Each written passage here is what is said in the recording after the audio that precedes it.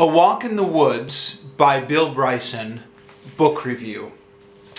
So I've enjoyed the last two Bill Bryson books I did, The Lost Continent and The Life and Times of Thunderbolt Kid. And then someone gave me this book on audiobook and I thought I'd continue on with it. Actually, truth is, someone gave me a copy of this book way back when I was still in college. I had done a couple of spring break trips in which we had hiked portions of the Appalachian Trail. Not the whole thing, but just the part that overlaps with the Smoky Mountains. And then one of my aunts had given me a copy of this book. And by the way, if you're not familiar, this book is Bill Bryson's travel log about hiking the Appalachian Trail. I never read it at the time, but now that I have it on audiobook and since I've been on a Bill Bryson kick, I decided to give it a try. And what can I say? Bill Bryson is a funny guy. I enjoyed this book thoroughly. In addition to Bryson's dry wit, his hiking companion, under the alias of Stephen Katz, is a writer's dream. In The Life and Times of Thunderbolt Kid, Bryson recalls his childhood with Stephen Katz. And although I've not read them, apparently Katz makes appearances in several of Bryson's other books. He's fat, this is Katz now. Katz is fat, grumpy, lazy, surly, vindictive, and more or less the perfect comic character to write about on a long, grueling hiking trip. In the beginning of the book, Bill Bryson asks Katz how he feels about bears. Katz responds, "Hey, they haven't got me yet." Later on, when they're on the trail and they're forced to share a lodge with a group of preppy spring break kids, Katz remarks, "One of these guys just called me sport. I'm getting the fuck out of here."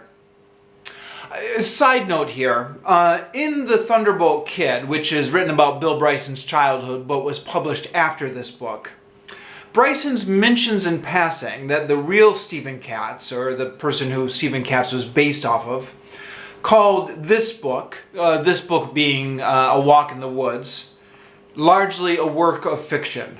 Now, Bryson never goes on to elaborate whether or not Katz was right, but it did have me wondering the whole time as I listened to this book. Either way, given how Katz comes off in this book, it's not surprising that the real Katz would probably have some objections, whether or not they're valid. In addition to the adventures along the trail, Bryson also tells a lot of the history of the Appalachian Trail, how it came into existence, and the problems it has faced over the years, and some of the geology and botany of the trail. I know this sounds boring, but it's actually a lot more interesting than you would think once Bryson starts getting into it. Bryson also continues many of his observations about American life, including the lengths to which ordinary non-hiking Americans will go to avoid walking.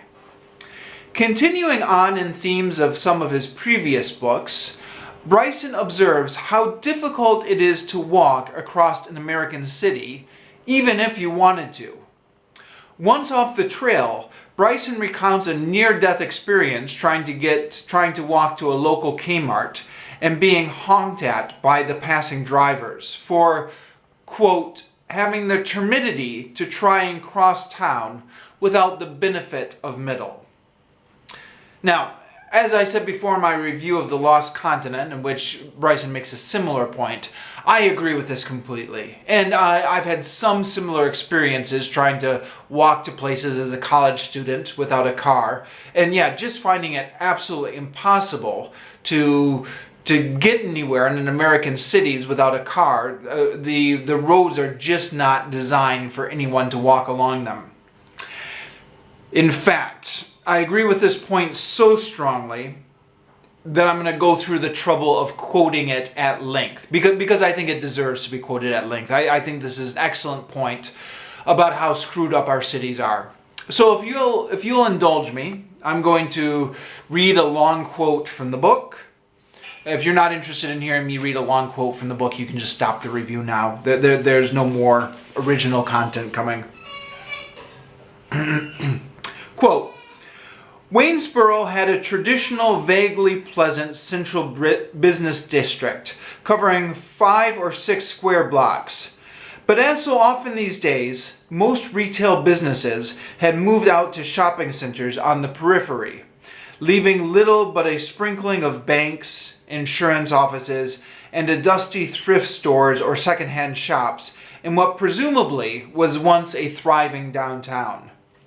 Lots of shops were dark and bare. Nowhere could I find a store at which to get insect repellent. A man outside the post office suggested I try Kmart. "Where's your car?" he said, preparatory to giving directions. "I don't have a car." That stopped him. "Really? It's over a mile, I'm afraid." "That's okay." He gave his head a little dubious shake, as if disowning responsibility for what he was about to tell me. "Well, then what you want to do is go up Broad Street, take a right at the Burger King, and keep on going. But you know, when I think about it, it's well over a mile. Maybe a mile and a half, mile and 3/4. You walking back as well?" "Yeah." Another shake. "Long way." "I'll take emergency provisions." If he realized this was a joke, he didn't show it. "Well, good luck to you," he said. "Thank you." "You know, there's a cab company around the corner," he offered helpfully as an afterthought. "I actually prefer to walk," I explained. He nodded uncertainly. "Well, good luck to you," he said again. So I walked. It was a warm afternoon, and it felt wonderful. You can't believe how wonderful. To be at large without a pack, bouncy and unburdened. With a pack, you walk at a tilt, hunched and pressed forward, your eyes on the ground. You trudge. It is all you can do. Without, you are liberated. You walk erect. You look around. You spring. You saunter. You amble. Or at least you do for 4 blocks.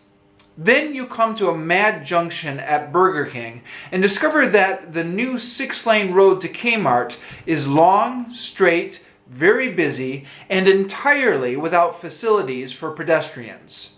No sidewalks, no pedestrian crossings, no central refuge, no button to push for a walk signal at lively intersections.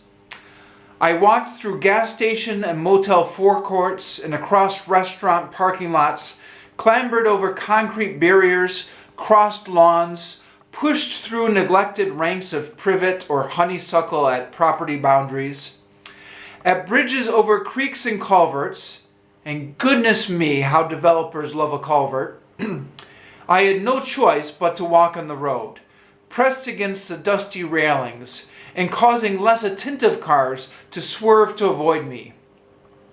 4 times I was honked at for having the temerity to proceed through town without benefit of middle. One bridge was so patently dangerous that I hesitated at it. The creek it crossed was only a reedy trickle, narrow enough to step across, so I decided to go that way. I slid and scampered down the bank, found myself in a hidden zone of sucking gray mud, pitched over twice, hauled myself up the other side, pitched over again, and emerged at length, streaked and speckled with mud and extravagantly decorated with burrs. When I finally reached the Kmart Plaza, I discovered that I was on the wrong side of the road and had to dash through 6 lanes of hostile traffic. By the time I crossed the parking lot and stepped into the air-conditioned, music-happy world of Kmart, I was as grubby as if I had been on the trail and trembling all over.